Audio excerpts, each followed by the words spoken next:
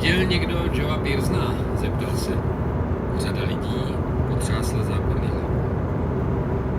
O'Donnellovou tváří kmitla nelibost, kterou v zápětí potlačil. Vykročil ke dveřím. Klinicko-patologická konference se nemůže konat bez patologa. Zjistím, co ho zdrželo. Ale než došel ke dveřím, Pearson vstoupil.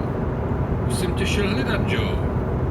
O'Donnellova slova byla vlídná a Lucy uvažovala, zda opravdu před chvilkou zahlédla na jeho tváři mrzutost.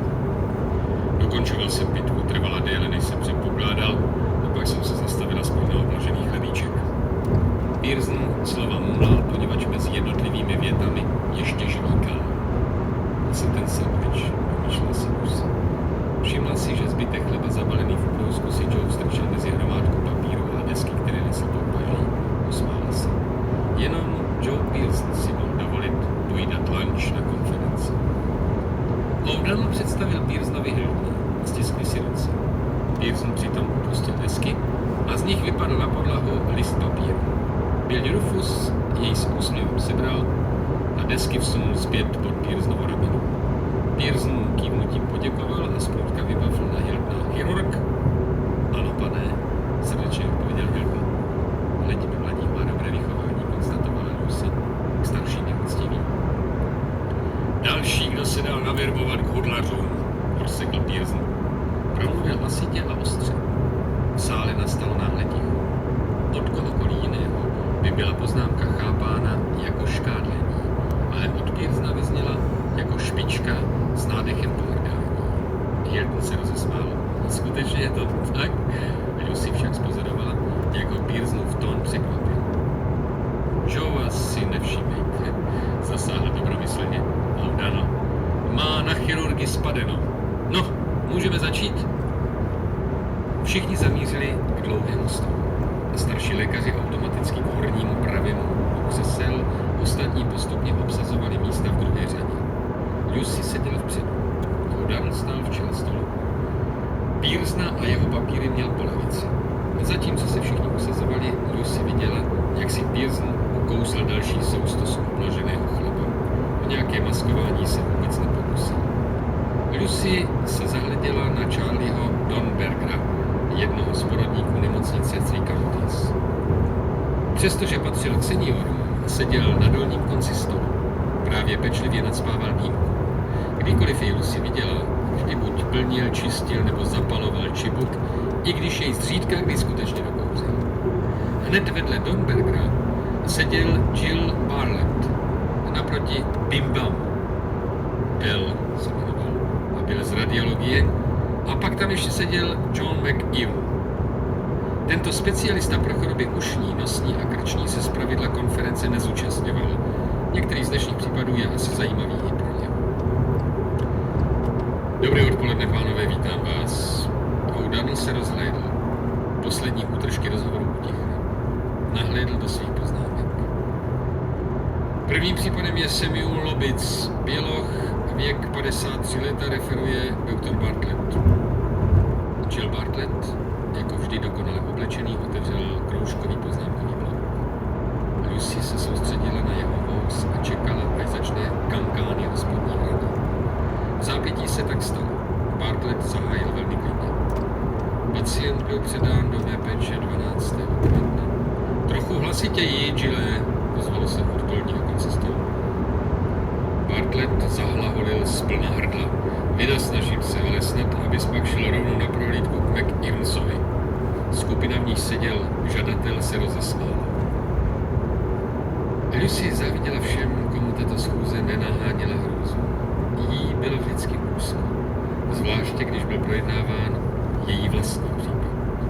Pro každého lékaře byla velice perná chvíle, kdy zdůvodňoval svou diagnózu a postup léčení pacienta, který mu zemřel. Po jeho výkladu s ním diskutovali všichni ostatní a nakonec uvedl patolog svůj pitevní nález. A Joe Pearson nikdy nikoho nešetřil. Jsou poctivé chyby, kterých se může dopustit v medicíně kdokoliv. Někdy dokonce i takové chyby, které stojí nemocného života. Jen málo lékařů se jich v průběhu své kariéry vyvaruje. Důležité ovšem je ze vzniklých chyb se poučit a neopakovat je. Konference se konají proto, aby účastníci získávali širší přehled a učili se na nich. Jestliže na programu měsíční porady šlo o chyby, které byly neodpustitelné, všichni pociťovali jejich tragiku. Na zasedání vládlo stísněné ticho a jeden se vyhýbal očím druhého.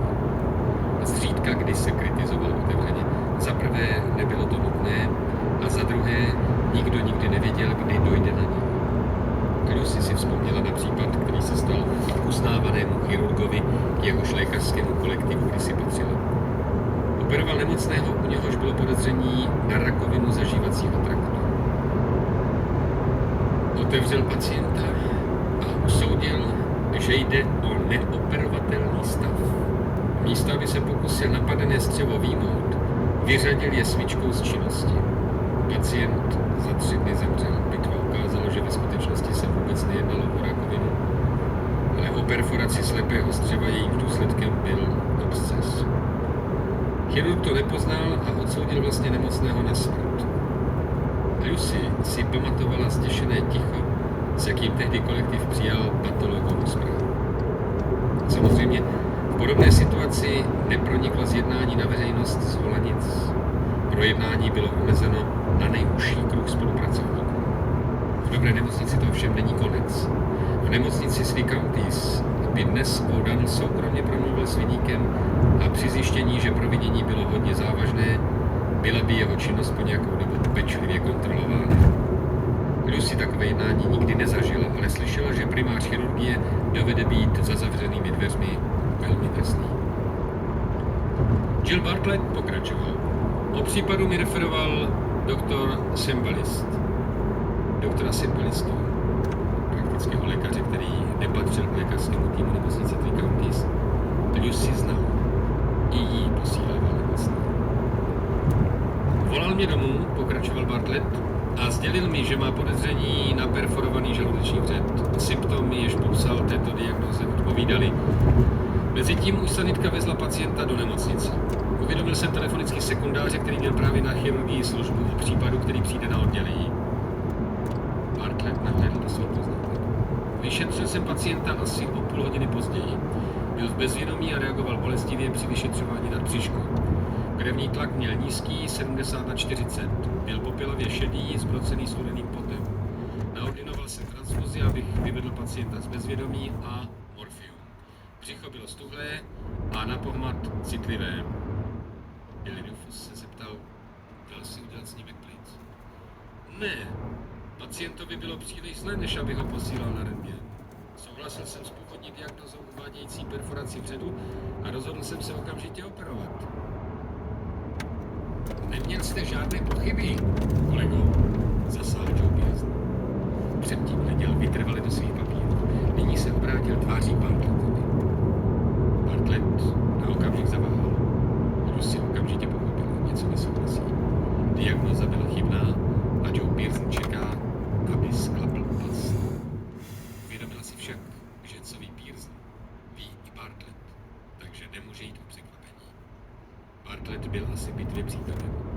Nejsvědomitější chirurgové se jí zúčastňovali, když jim pacient zemřel. Po kratičké odmlce Bartlett důrazně pokračoval.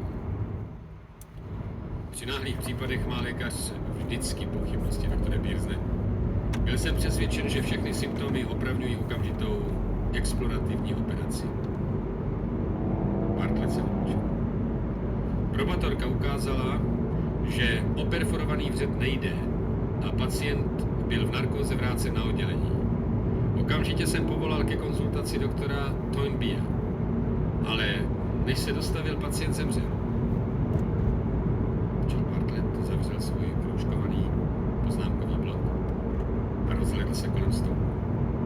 Diagnóza byla tedy přece jenom nesprávná a přestože se Bartlett tvářil navenek zcela chladně, Lucy cítila, že vnitru určitě trpí sebekritickými výčitkami. Podle vylíčených symptomů byla totiž operace sporná. O'Donnell se obrátil na Joea Pearsona a zdvořile ho požádal, mohl bys nám laskavě sdělit výsledek bitvy. Lucy vytušila, že přednosta chirurgie nepochybně více přijde. Přednostové oddělení dostávali automaticky zprávy o bitvách jež měli vztah k jejich huse. Pearson zalistoval ve svých lejstrech a jedno vytáhl. Pohledem bleskově objel stůl. Jak sdělil doktor Bartlett, nešlo o perforovaný vřet.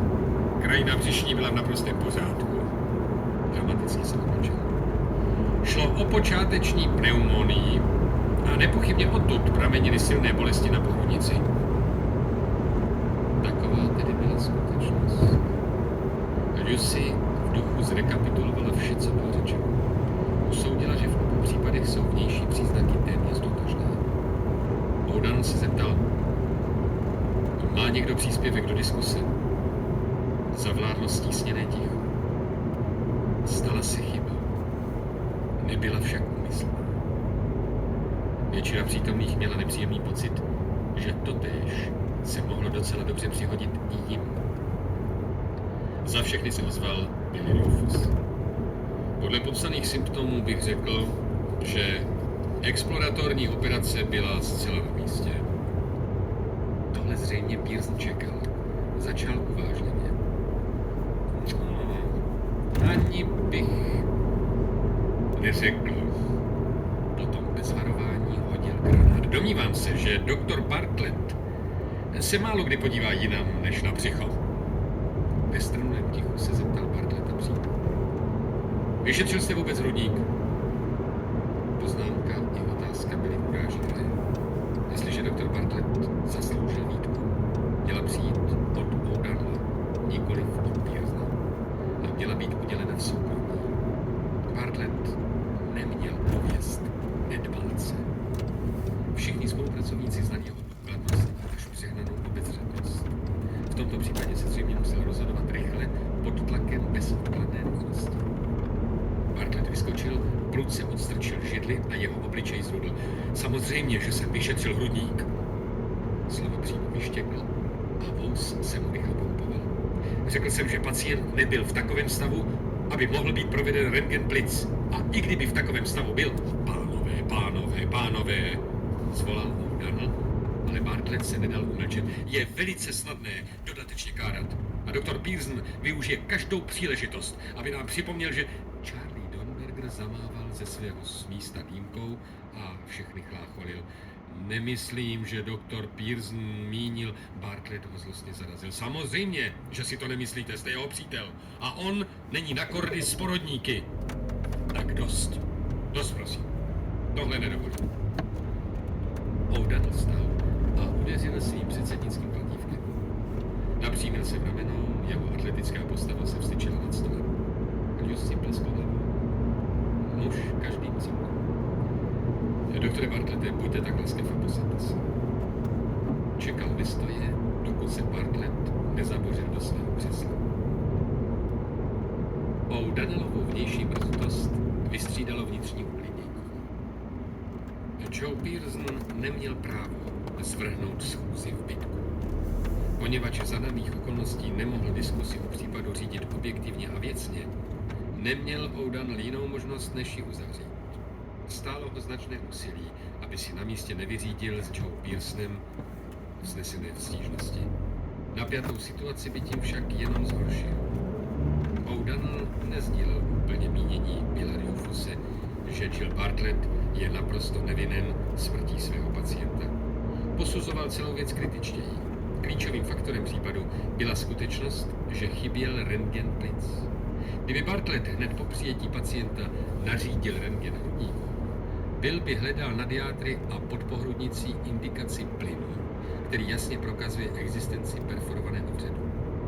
Nepřítomnost tohoto plynu by jej okamžitě přiměla k jiným úvahám.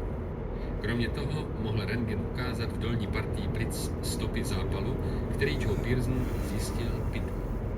Jeden či druhý z těchto faktorů by určitě ovlivnil Bartlettovu diagnózu a naděje na pacientovo přežití by se zvýšila. O'Donnell si hned vzpomněl na Bartlettovo konstatování, že nemocnému bylo příliš zle